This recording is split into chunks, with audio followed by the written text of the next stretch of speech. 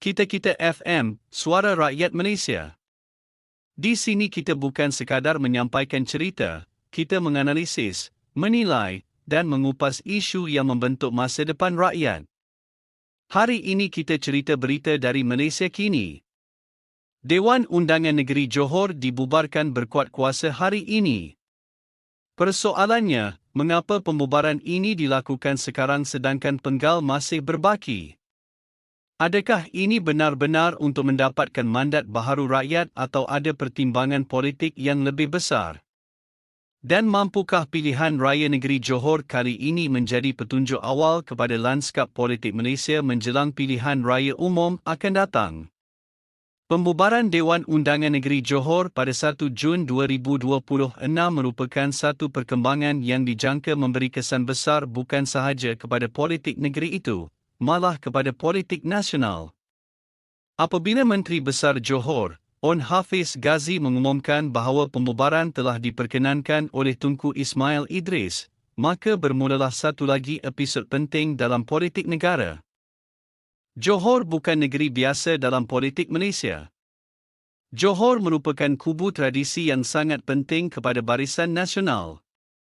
Sejak dahulu, apa yang berlaku di Johor sering menjadi petunjuk kepada arah politik nasional.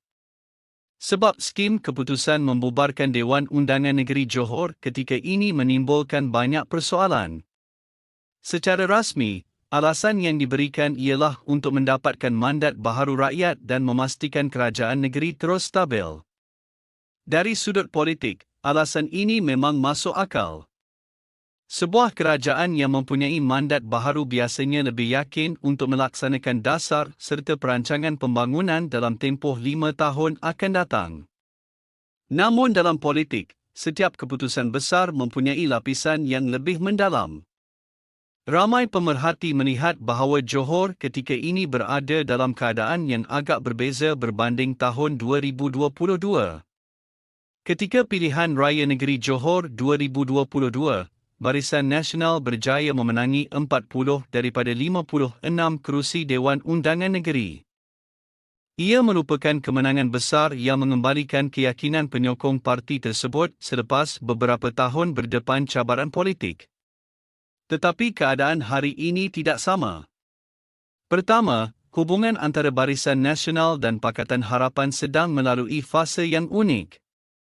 Di peringkat persekutuan, kedua-dua gabungan bekerjasama dalam kerajaan pimpinan Anwar Ibrahim.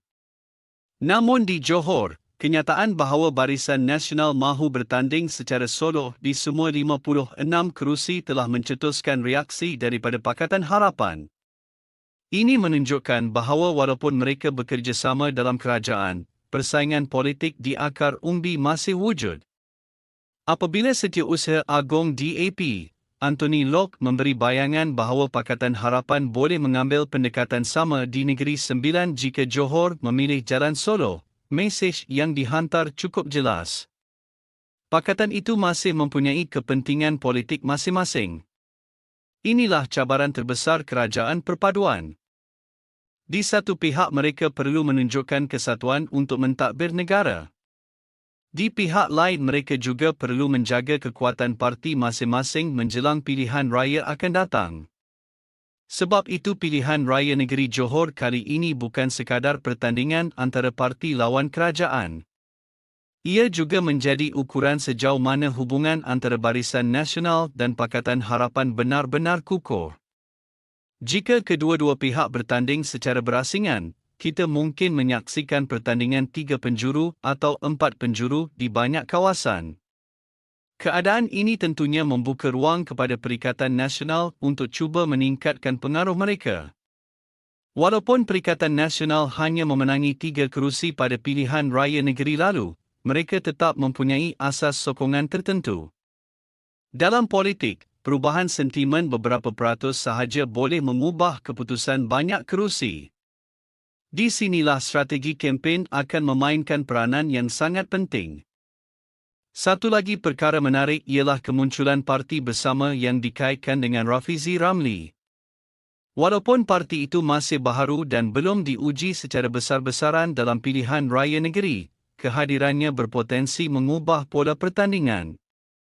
Persoalan utama ialah sejauh mana parti bersama mampu menarik pengundi atas pagar, golongan muda dan mereka yang kecewa dengan parti-parti sedia ada. Jika parti bersama berjaya menarik walaupun sebahagian kecil undi daripada penyokong Pakatan Harapan atau Perikatan Nasional, kesannya boleh menjadi sangat besar dalam kerusi-kerusi marginal. Ramai yang memandang rendah kepada Parti Baharu. Tetapi sejarah politik Malaysia menunjukkan bahawa parti baharu kadang-kadang mampu mencipta kejutan jika mereka berjaya membina naratif yang kuat. Namun cabarannya juga besar. Parti baharu memerlukan jentera, dana, sukarelawan, pengaruh media sosial dan calon yang dikenali rakyat. Tanpa semua itu, sukar untuk menukar populariti individu kepada kemenangan pilihan raya. Selain itu, isu yang sedang hangat diperkatakan ialah perkembangan dalam DAP melibatkan Adun Skudai, Marina Ibrahim. Keputusan beliau untuk tidak bertanding semula dan bersara daripada politik telah menarik perhatian ramai. Lebih menarik apabila tersebar surat yang didakwa menunjukkan penolakan terhadap cadangan perpindahan kerusi. Walaupun pelbagai spekulasi berlegar di media sosial, hakikatnya hanya individu yang terlibat mengetahui keadaan sebenar. Namun dari sudut persepsi politik, apa sahaja isu dalaman yang muncul menjelang pilihan raya boleh menjadi bahan kempen lawan. Dalam politik moden, persepsi kadang-kadang sama penting dengan realiti. Sebab itu setiap parti kini sedang berusaha mengawal naratif masing-masing. Barisan Nasional mahu menampilkan imej kestabilan. Pakatan Harapan mahu menunjukkan bahawa mereka masih relevan dan mempunyai sokongan akar umbi. Perikatan Nasional pula mahu membuktikan bahawa mereka masih alternatif utama kepada kerajaan. Parti Bersama pula mahu meyakinkan rakyat bahawa mereka menawarkan pilihan baharu. Semua parti mempunyai misi yang sama, iaitu memenangi hati pengundi Johor. Satu persoalan yang lebih besar ialah sama ada pilihan raya negeri Johor ini boleh menjadi pencetus kepada perbincangan mengenai pilihan raya umum lebih awal. Walaupun penggal parlimen masih berbaki sehingga penghujung 2027, kenyataan beberapa pemimpin politik menunjukkan bahawa isu penyelarasan antara pilihan raya negeri dan pilihan raya umum masih menjadi perbahasan. Ada yang berpendapat pilihan raya serentak dapat menjimatkan kos dan mengurangkan gangguan kepada pentadbiran. Ada juga yang berpendapat pilihan raya berasingan memberi peluang rakyat menilai prestasi kerajaan secara lebih spesifik. Perdebatan ini akan terus berlangsung. Tetapi yang pasti, keputusan pilihan raya negeri Johor nanti akan diperhatikan oleh seluruh negara. Jika Barisan Nasional menang besar, ia akan meningkatkan keyakinan mereka menjelang pilihan raya umum. Jika Pakatan Harapan menunjukkan prestasi yang baik, ia membuktikan kerjasama kerajaan perpaduan masih mempunyai daya tarikan. Jika Perikatan Nasional menambah kerusi dengan ketara, mereka akan mendakwa bahawa gelombang sokongan masih wujud. Jika Parti Bersama berjaya memenangi kerusi, ia akan menjadi berita terbesar dalam politik negara. Sebab itu pilihan raya negeri Johor kali ini sebenarnya lebih besar daripada sekadar 56 kerusi Dewan Undangan Negeri. Ia adalah ujian kekuatan sebenar semua parti utama Malaysia. Ia adalah medan untuk mengukur sentimen rakyat selepas beberapa tahun kerajaan perpaduan memerintah. Ia juga menjadi petunjuk awal kepada arah politik negara dalam tempoh 2 tahun akan datang. Menariknya, rakyat Johor kini berada dalam kedudukan yang sangat penting. Merekalah yang akan menentukan sama ada kestabilan sedia ada dikekalkan, sama ada perubahan perlu dilakukan, atau sama ada satu kuasa politik baharu patut diberikan peluang. Apapun keputusan nanti, satu perkara yang pasti ialah kempen pilihan raya negeri Johor kali ini dijangka menjadi antara yang paling panas, paling sengit dan paling mendapat perhatian dalam sejarah politik negeri tersebut.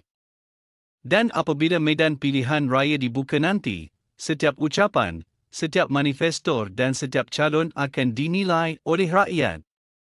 Kerana akhirnya, kuasa sebenar bukan berada di tangan parti politik. Kuasa sebenar berada di tangan pengundi. Sebelum kita mengakhiri siaran hari ini, saya ingin bertanya kepada semua pendengar. Adakah pembubaran Dewan Undangan Negeri Johor ini benar-benar untuk mendapatkan mandat baharu rakyat? Adakah Barisan Nasional wajar bertanding secara solo? Mampukah Pakatan Harapan, Perikatan Nasional atau parti bersama mencipta kejutan? Dan siapakah yang anda jangka menjadi pemenang terbesar dalam pilihan raya negeri Johor kali ini? Tulis pandangan anda di ruangan komen. Saya ingin membaca sendiri analisis dan ramalan daripada anda semua. Itu dia ulasan dari Kita-Kita FM, suara dari hati rakyat Malaysia. Jangan lupa kita bukan sekadar mendengar, kita menganalisis, menilai dan bertindak. Jumpa lagi dalam segmen seterusnya. Terima kasih.